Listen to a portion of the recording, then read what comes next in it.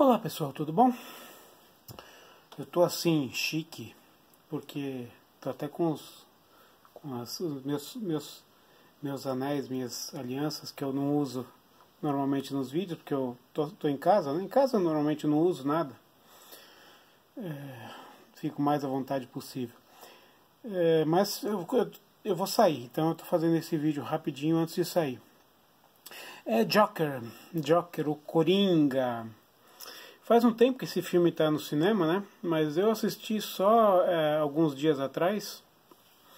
E eu queria comentar sobre esse filme. Eu sei que ele deu muita polêmica, teve muita repercussão e tudo mais. Então vamos lá. Em primeiro lugar, a palavra Joker. Vamos analisar um pouquinho essa palavra. As pessoas costumam dizer que o Coringa é o palhaço, né? É o palhaço do crime. Já saíram várias resenhas dizendo é o palhaço do crime e tal. Associam a palavra... se você for pegar o dicionário em inglês e português e colocar Joker, ele vai dar como palhaço um dos significados. Uma das traduções vai ser palhaço em português. Mas eu não acho que seja uma tradução correta. A palavra melhor que designa o palhaço, como a gente conhece em inglês, é clown, não é Joker. O Joker de onde vem? Bom, se você pegar, por exemplo, onde que a gente leu pela primeira vez a palavra Joker? No baralho, as cartas de baralho, no Coringa, aquela carta de baralho que em português é Coringa, e se você pegar um baralho em inglês, ele vai estar escrito Joker. De onde vem a palavra Joker? A palavra Joker vem de joke. O que é joke? Joke é uma piada, uma brincadeira. Estou fazendo uma piada, estou fazendo uma brincadeira. Joke é isso, é uma piada, é uma brincadeira. Então, quem é o Joker? O Joker é aquele que faz a piada. Em inglês tem muitas palavras que são assim. Você pega, por exemplo, drive. O que é drive? Drive é dirigir, ou seja, to drive, dirigir. Driver, motorista. To write, escrever. Writer, escritor. Então, você tem muitas palavras em inglês que quando você acrescenta um R no final, você associa a pessoa que pratica aquilo, aquele verbo, por exemplo, aquele verbo, então, o Joker seria aquele que faz a piada, o piadista, o engraçadinho, esse tipo de coisa. Então, essa seria uma definição muito melhor do que palhaço. Muito embora, nesse filme do Coringa, no começo do filme, realmente, o personagem ele trabalha de palhaço. Mas não ele trabalha de palhaço porque está fazendo um bico ali. Na verdade, o que ele quer é vencer no stand-up comedy. A grande ambição do Coringa do filme, do Arthur do filme, é vencer o stand-up comedy. E o stand-up comedy é exatamente aquele espetáculo que você faz no palco, sem maquiagem, cara limpa, sem se caracterizar com nenhuma personagem, nada. Uma roupa normal, tradicional, é a pessoa em pé com o microfone e só, contando casos, contando piadas, contando coisas engraçadas. Esse é o stand-up comedy. Esse é o sonho do Arthur, é viver de stand-up comedy. Ele está fazendo um bico de palhaço ali. Ele não quer ser palhaço. Então, para começar, antes de tudo, para mim, a definição, a tradução, a definição do Joker para o Coringa é muito mais interessante do que você classificar como um palhaço. Então, falando do baralho, por que aquela carta Coringa do baralho ela se chama Coringa, ou Joker em inglês? Por quê? De onde que vem isso? Bom, eu não fiz pesquisa, tá? Mas eu já li há muito tempo atrás, há muito tempo atrás é redundante. Ou você fala muito tempo atrás, ou há muito tempo, tá? Eu li há muito tempo. É um pouco sobre a commedia dell'arte, que é a comédia italiana, né? Aqueles personagens da comédia italiana. Então lá você tem o Arlequim, que é aquele palhaço, o bufão, né? Que é aquele palhaço da Renascença e tal. É dessa imagem do bufão, do Arlequim, que vem essa caracterização de Coringa. Eu acho que vem muito mais daí do que do palhaço de circo, tá? Então vem muito mais dessa tradição do Arlequim, bufão mesmo, o bufão, o bobo da corte, das cortes da Europa, na época da Europa medieval e tal. O bobo da corte é aquele cara que era o único cara que podia, às vezes, falar algumas verdades para o rei, porque ele falava no meio das brincadeiras e tal, e o rei até aceitava. Outra pessoa falasse, o rei mandava cortar a cabeça. Então ele fazia aquelas palhaçadas, aquelas coisas para agradar o rei, cantava músicas e tal, tocava laúde às vezes e tal, era meio que um bardo também, enfim. Então, e por que o Arlequim da Comédia dell'arte, o personagem Arlequim, que é uma espécie de um palhaço, ele se traveste mais ou menos como um palhaço, mais ou menos com uma roupa de um coringa, né? E ele desaparece, ele aparece em vários lugares e tal.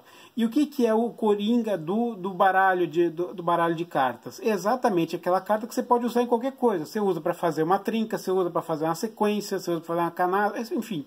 Ele substitui qualquer carta do baralho. Então ele pode aparecer em qualquer lugar do baralho. Então a ideia é essa. Então a ideia do Coringa, do baralho, ele vem do Arlequim, que é esse personagem que sumia e tudo mais. Da Comédia dell'arte italiana. Enfim, fazendo esse preâmbulo, que eu acho interessante começar por aí, que eu não vi ninguém falando sobre isso, eu achei interessante. Bom, antes de assistir o filme, eu vi a resenha da minha tia, que eu vou deixar na descrição do vídeo, e eu vi a resenha do Otávio Gá, do Super 8, né? Se não me engano é Super 8 o canal dele. Só que a resenha dele tem spoiler no final, é evidente que eu assisti sem spoiler, tá? Assisti a parte até a hora que ele fala que vai ter spoiler, eu não assisti, deixei para assistir depois. Esse meu vídeo tem spoiler, então se você não assistiu o filme, não assista o vídeo, deixe para assistir depois, tá bom? Porque eu não vou fazer um vídeo depois comentando com spoiler, para mim tem que ser um vídeo só. Então eu vou falar de tudo aqui. Vamos lá. Então esse filme gerou muita controvérsia por causa da violência do filme. Então muitas pessoas dizem que o filme é muito violento, não pode levar as crianças porque elas vão ficar impressionáveis e tudo mais. Aí você tem aquela outra vertente, vai dizer, mas o filme não é muito legal, por quê? Porque o roteiro favorece aquela visão da esquerda que você... ele só se transformou naquilo que ele se transformou porque ele foi muito maltratado, teve esse problema. Aquele velho chavão da esquerda, o homem não é mau, a sociedade que o corrompe, né? Que essa porra vem desde o Rousseau, né? Desde o Rousseau com essa...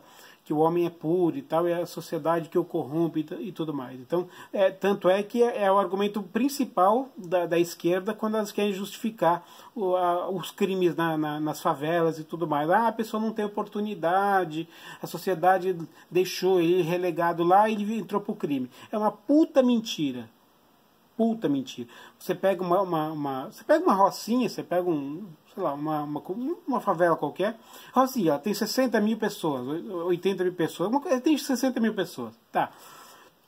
Todas, ou a grande maioria que está lá porque passa de necessidade, porque não tem para onde ir, não dá para morar melhor. Todas essas 60 mil pessoas são bandidas? Evidente que não. Talvez 5%. Se muito, 5% dessa população entra para o tráfico, entra para as drogas, para a criminalidade. 95% é gente decente, que não entrou para o crime. Apesar de não ter boas condições de vida, não entrou para o crime. Então não é pelo fato de você ser pobre, de você estar na merda, coisa do tipo, que vai justificar você entrar pelo crime. Porque a grande maioria da população é pobre no Brasil e ela não é criminosa. Então quando esses porras da esquerda vêm falar que não, a pessoa matou mas porque ele era pobre e tal, e foi pro crime porque não tinha outra opção de vida. Não, sempre tem uma opção de vida. Sempre tem. Se você não quiser ir pro crime, sempre tem. Então, eu não vou comprar também dizer que o Coringa é retrato mostrando que a pessoa foi maltratada e tal, por isso que ele virou um bandido que ele virou. Assim, alguém de esquerda vai assistir esse filme e pode usar essa narrativa? Pode, porque o filme dá essa interpretação, dá margem para essa... E assim, esse tipo de gente que pensa dessa maneira, a cabeça dele é torta.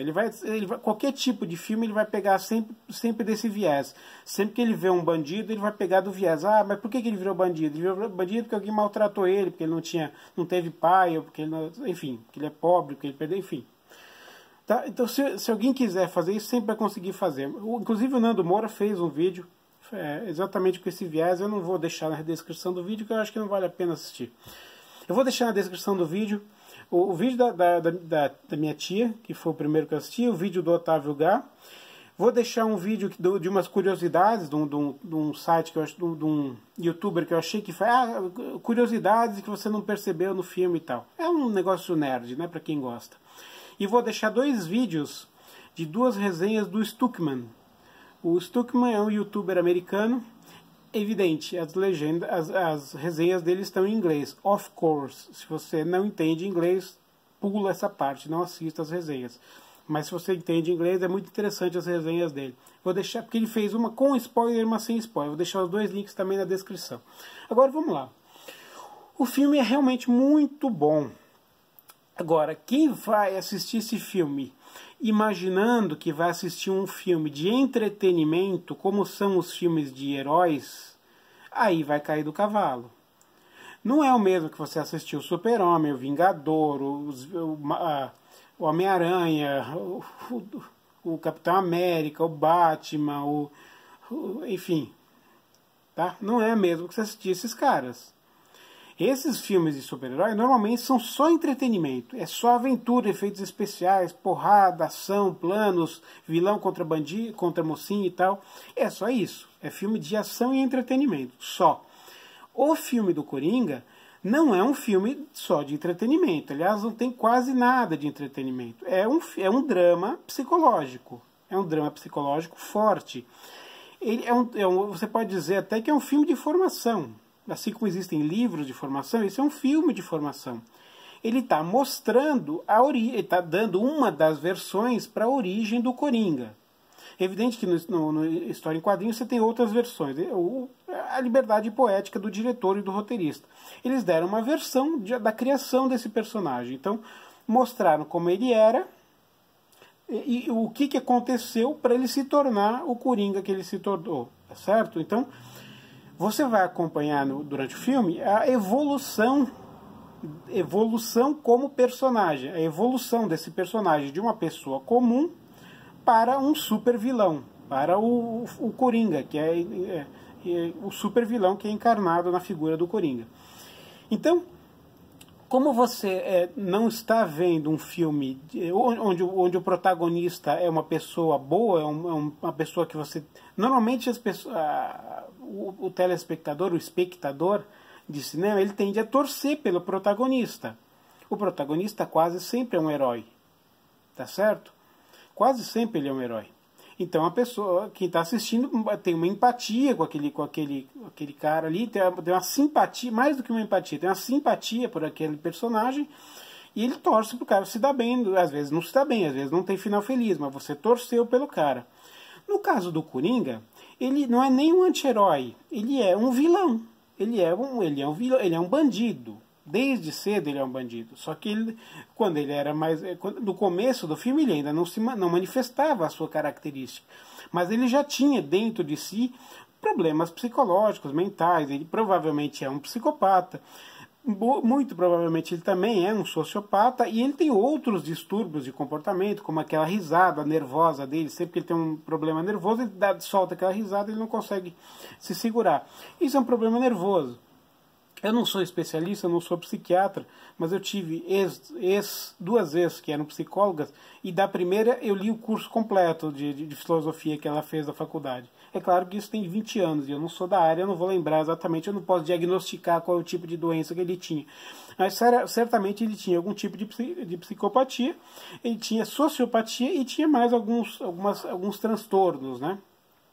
E como a gente sabe, a psicopatia ela não é uma doença, na verdade, ela é um desvio da personalidade, né? Tanto é que a psicopatia ela não tem cura, ela tem controle. Quanto mais cedo for diagnosticada, depende do grau, tem vários graus de psicopatia, graus mais a menos, dá menos problema. Os graus mais agudos, aí você pode ter um serial killer, você pode ter alguém que mate e faça esse tipo de coisa. A grande maioria dos psicopatas não chega a matar as pessoas. A grande característica do psicopata é ele não ter empatia pelas pessoas, né? Ele não ter sentimentos morais e coisas do tipo. Mas você tem como se controlar. Você não tem cura, mas você tem como se controlar. Então o Coringa tanto é que ele tomava vários tipos de remédios, que apareceu em várias cenas e tudo mais. Então você está acompanhando ali a evolução do personagem.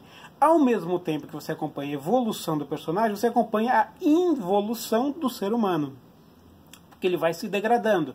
Conforme as desgraças vão acontecendo na vida dele, ele vai se degradando e aquela psicopatia dele vai ficando cada vez mais forte, até que chega o momento em que ele explode, que é exatamente o momento que ele está no metrô, que ele está vendo aqueles três carinhas das indústrias Wayne, que estão lá provocando uma menina lá, provocando ele tem aquele ataque de riso, daí os caras vão lá, o que você está rindo e tal, batem nele, e ele vai lá e mata os três caras. Aí ele começou, e aí ele viu que ele fez isso, ele tinha ganhado um revólver, ele achava que não devia ter um revólver, mas ele ganhou um revólver, e ele mata os três caras. E ele vê que ele não se sente mal de ter matado os caras. Então aí você começa a ver o lado psicopata dele. Porque quando você mata uma pessoa, se você não é um psicopata, você vai ter um problema de consciência. Pô, tirei a vida de uma pessoa. Ali no caso ele tirou de 3. Então, de qualquer maneira, sendo ou não sendo com razão que você matou a pessoa, você vai ter uma crise de consciência ali. Você vai ficar com aquilo ali na cabeça. E quem não fica é porque não tem esse sentimento moral. Não está nem aí com essa brincadeira. Então, no caso, um dos sintomas da psicopatia. E você vê, durante o filme também, você vê que você tem as nuances de cores, né? O filme ele começa com cores mais azuis para mostrar depressão, esverdeadas para mostrar um personagem deprimido. Ele faz aquelas coisas com ombro, assim, que ele fica todo encolhido e tal, né? Uma pessoa introvertida, aí no caso um sociopata, uma pessoa introvertida que não consegue se relacionar com as pessoas, não consegue se relacionar com mulheres, não consegue se relacionar com parceiros, não consegue manter os empregos, ele perde os empregos porque sempre dá tudo errado para ele. Enfim, ele tem um monte de problemas, não tem amigos, não tem praticamente nada. Aí só tem a mãe dele que ele cuida lá. E assim, eu não vou falar tudo sobre o filme, vai ficar muito grande. O vídeo, eu não quero que o vídeo fique muito grande. Mas em base a isso. E você vê durante o filme que tem muitas coisas que a gente vê acontecer no filme, mas que depois você descobre que foram imaginações dele. Por exemplo, quando ele encontra aquela moça do prédio dele, no elevador, depois ele, na sequência do filme, mostra os dois tendo um beijo, assim, tendo um romance. No decorrer, você pode até acreditar que aquilo lá aconteceu. No decorrer do filme, você vai ver que depois que ele matou os caras, ele vai para o quarto dessa mulher, para o apartamento dessa mulher, e ele tá ali na mesa sentado, e ela chega lá e fala, olha, o que você está fazendo aqui? Ela fala, eu te conheço, você mora ali no fundo do corredor, né? Você está com algum problema e tal? Ou seja, ele não teve esse relacionamento romântico com ela.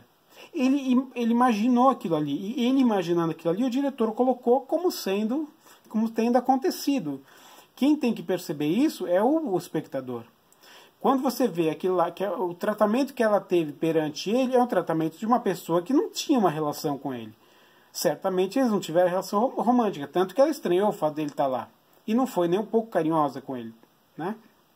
Entre outras coisas. O final, por exemplo.